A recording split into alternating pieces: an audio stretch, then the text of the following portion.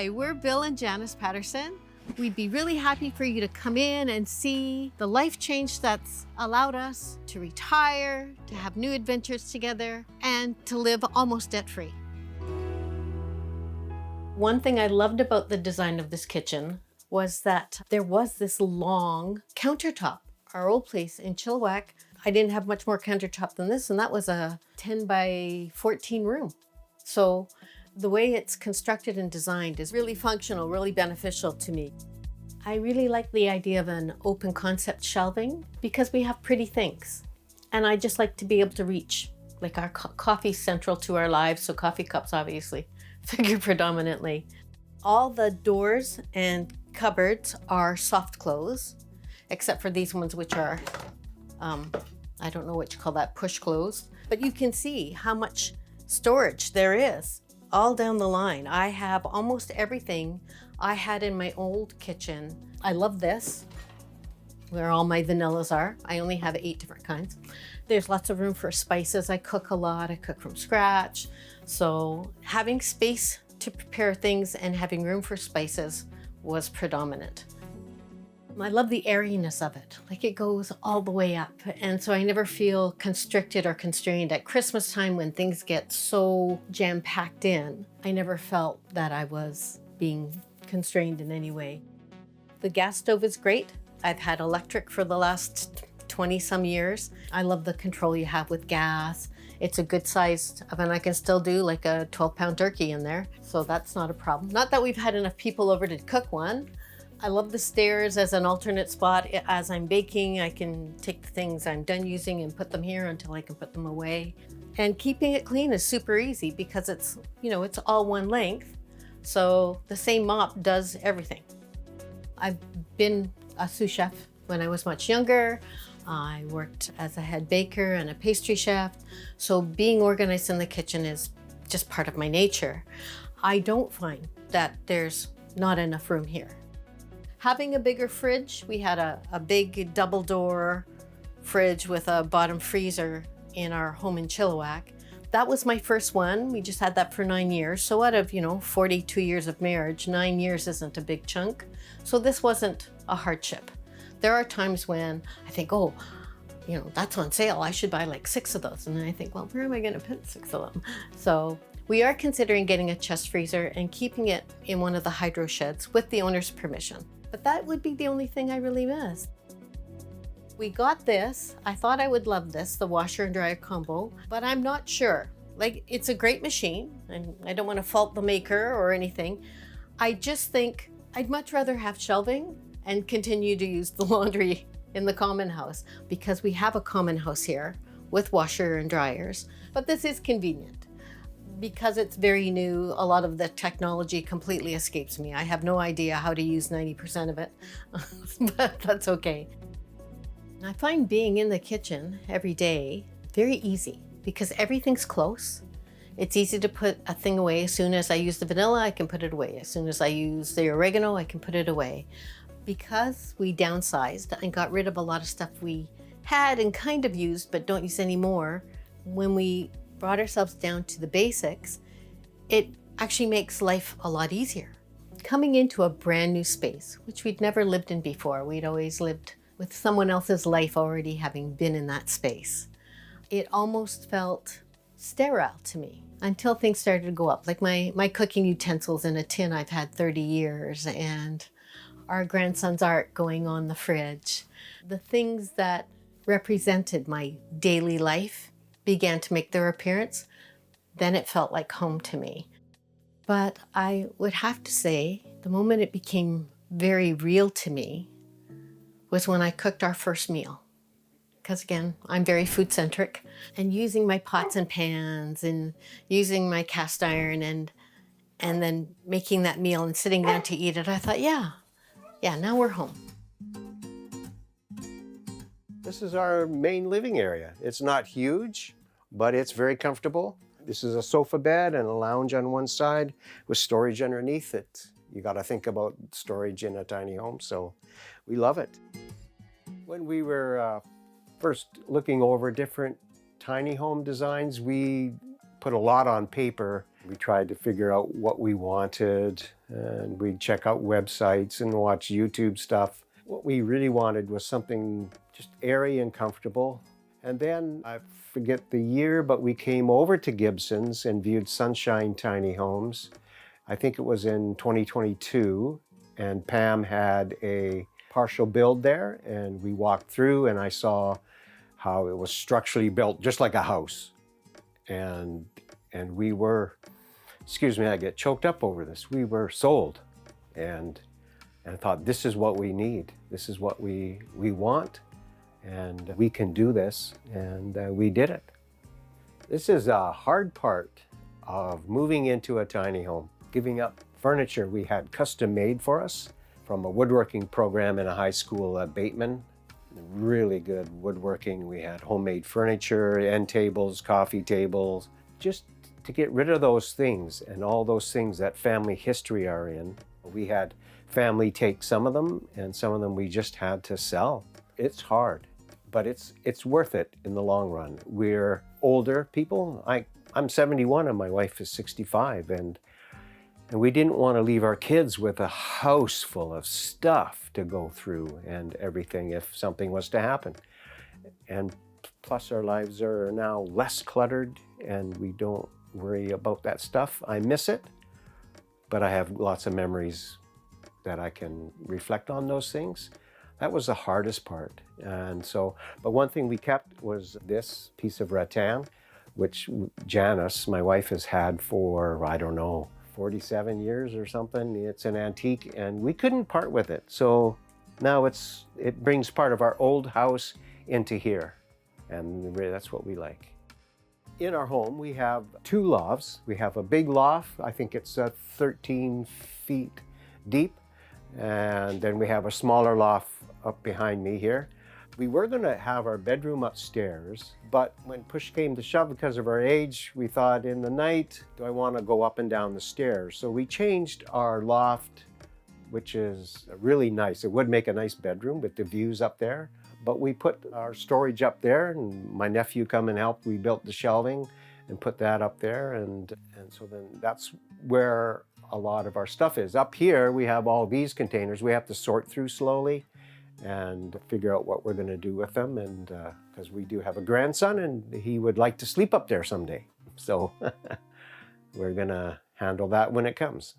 What made this be like a home when it was finished, and we went to Sunshine Tiny Homes at their job site where they build them, and Janice and I went in, and right here where I am, we hugged, and I knew that this was for us, that this was going to be our home, and it's a new adventure for us. My heart is still touched by that moment.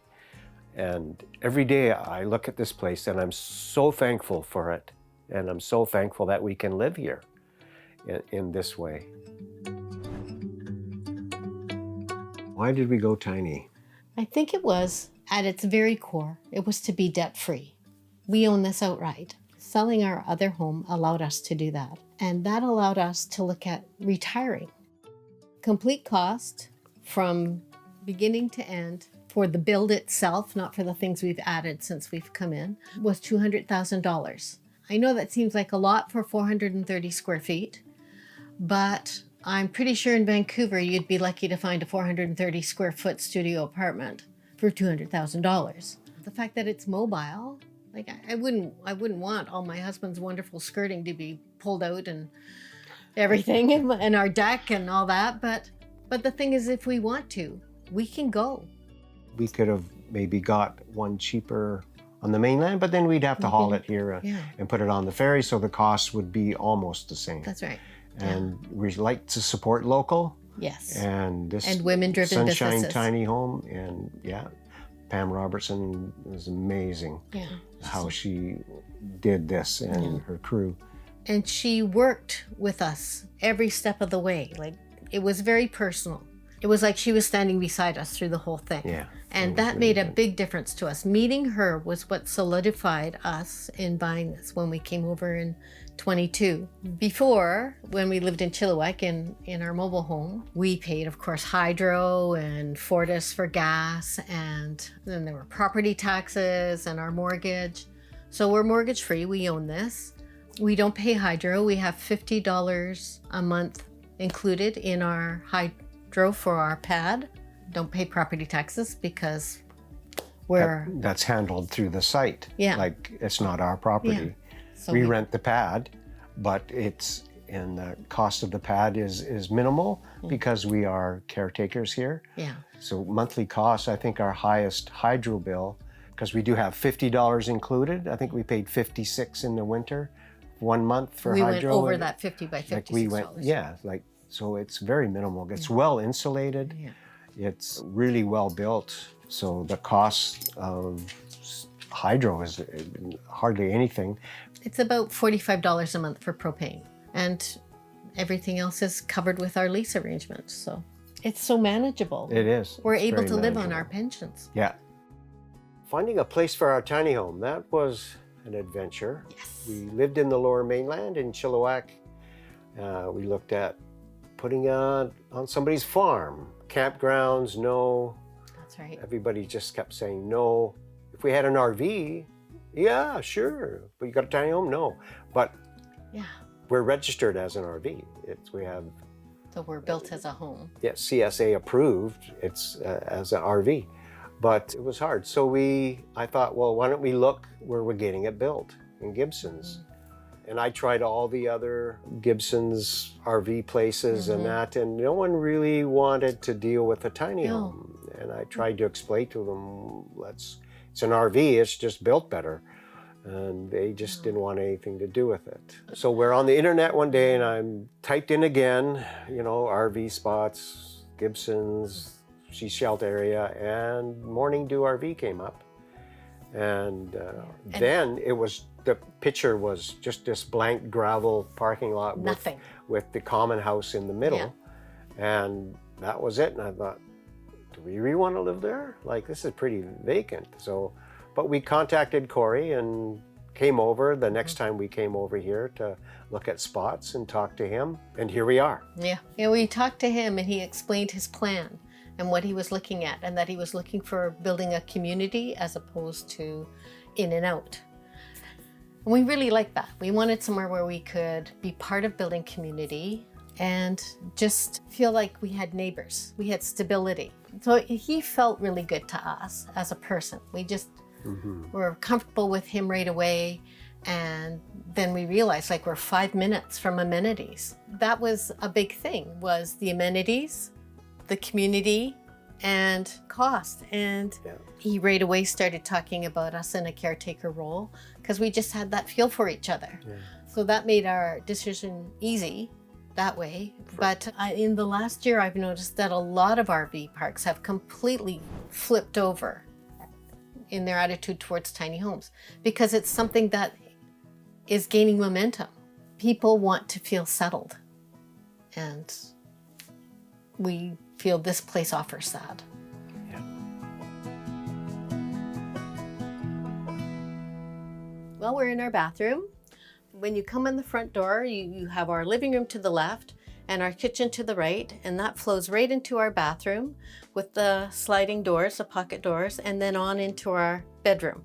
So it's central. We have the upper loft above us, so the ceiling is not as high, but because of the way we had the wood painted, it's still very light and airy. It's about the same size as a lot of second bathrooms in homes. It's easy to keep clean because it's small. We're one of the few small spaces I know of that has a regular sized bathtub. It's actually the same bathtub we put in our home in Chilliwack when we renovated it. So it's kind of like having an old friend, but it's brand new. In a small space, most spaces have to do double duty, like our couch has storage in it. And so it's the same in our bathtub. This is where we keep our dirty clothes. So in order to shower or bathe, that has to be moved out into the bedroom, but that's okay. It works great. We don't shower all the time, but we do have dirty clothes most of the time. So that works great. We have a Lunos in here, which is a air exchange. And so it always smells fresh in here. No matter who does what, it smells great. We have a good sized sink in our vanity. The vanity holds a lot of stuff. We put some storage baskets in there. It's great. It holds everything we need. The toilet is a full-size regular flushing toilet. We had thought about going composting because originally we were going to build off-grid, but we chose just to go with a regular.